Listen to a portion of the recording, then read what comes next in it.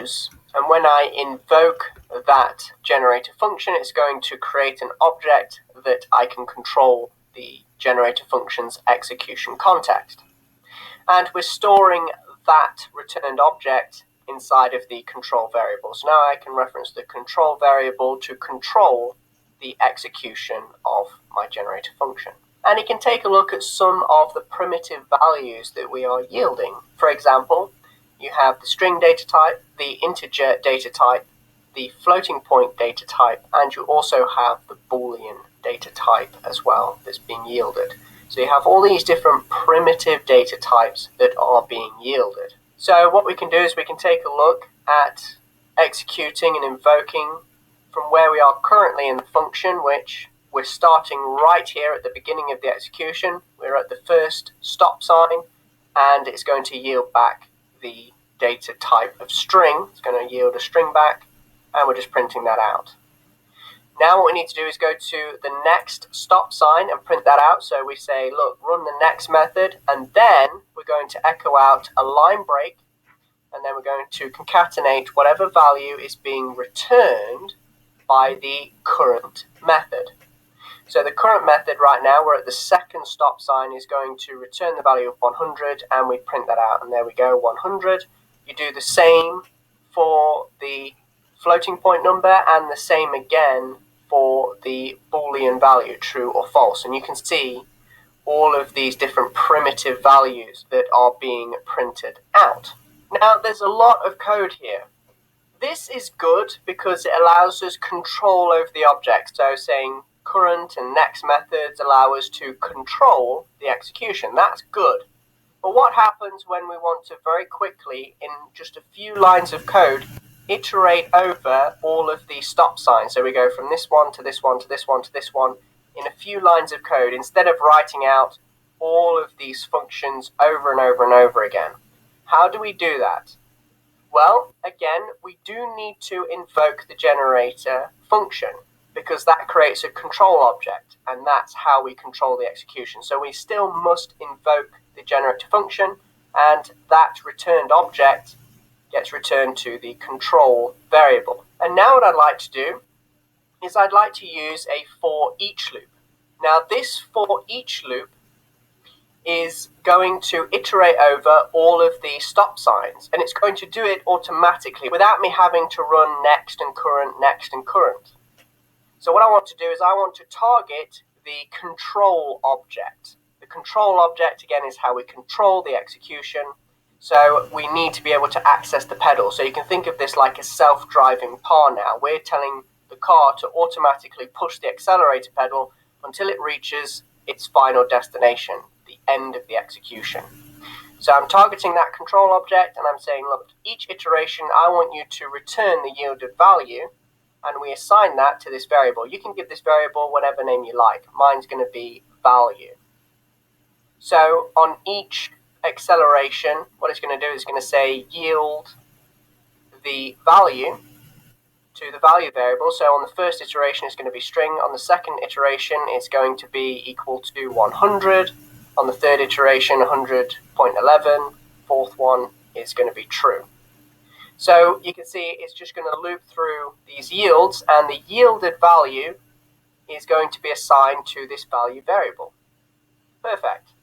And now what I want to do is I just want to echo this out. So I'm going to say echo, and I'm going to create a line break, and then I'm going to concatenate on the value that's being yielded. And I'm going to end with a semicolon. I'm going to save this, and I'm going to hit refresh. You'll notice string 100, 100.11, and the Boolean value got converted into an integer 1. Now, you don't just have to return primitive data. You can also return other data types, such as arrays and associative arrays.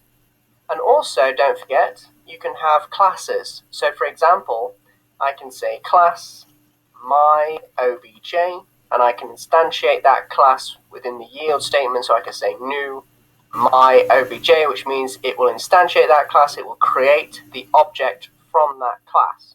Now what I need to do is I need to print this out, and the echo statement is just going to cause an error. It's not going to allow me to print out arrays and other objects straight away. So what I need to do is I need to use JSON encode to encode my objects into a string. And again, the value is going to be the thing we're going to encode into a string.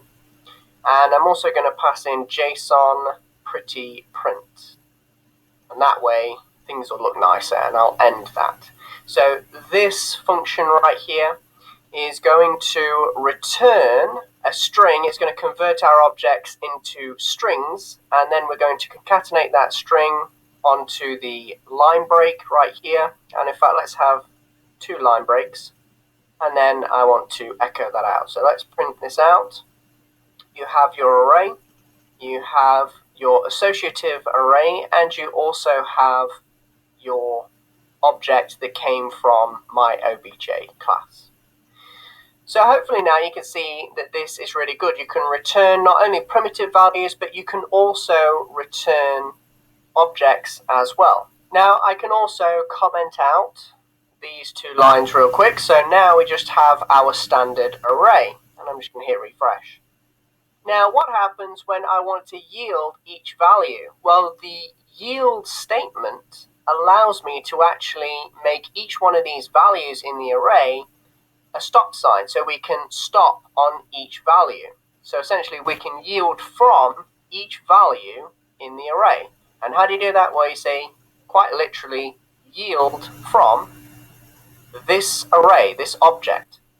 So what happens when I save this? Well, let's save this now and watch what happens. If I hit refresh, you'll notice it says string, array, and 100.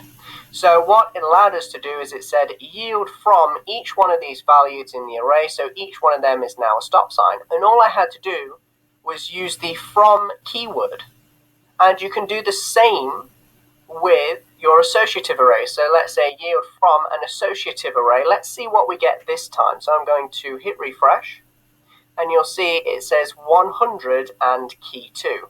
Now please do note, it's not returning the key value. It's returning the actual value stored within the key. So 100 and key 2. So 100 and key 2, just the same. And if we try to do the same thing with the object right here, and I'll just comment this out. So we're yielding this new object right here. If I hit refresh, we just get the braces. And what happens when I say yield from and save this and hit refresh? Now we get a fatal error. Now you may be saying, well, you've got no class members, for example, properties or methods within this class, so this object doesn't contain any members, and therefore you're going to get an error. The issue is that's not actually the case. The reason why yield from doesn't work is because it only works with arrays and traversables. What does it mean by traversables? Well, if you think about a building with an elevator, that's a traversable building. We go up and down the elevator shaft to different floors. So this is what it means by a traversable object. Now, when you have objects that come from a class, well, you can actually have private and protected members. So these private and protected members are hidden, and you're not allowed to traverse over them. Or you could think of these private and protected members as floors that you can't get off on the elevator. So you can't traverse, you can't go up and down every single floor, so it's not a traversable object. So it's only associative arrays and standard arrays that you can yield from.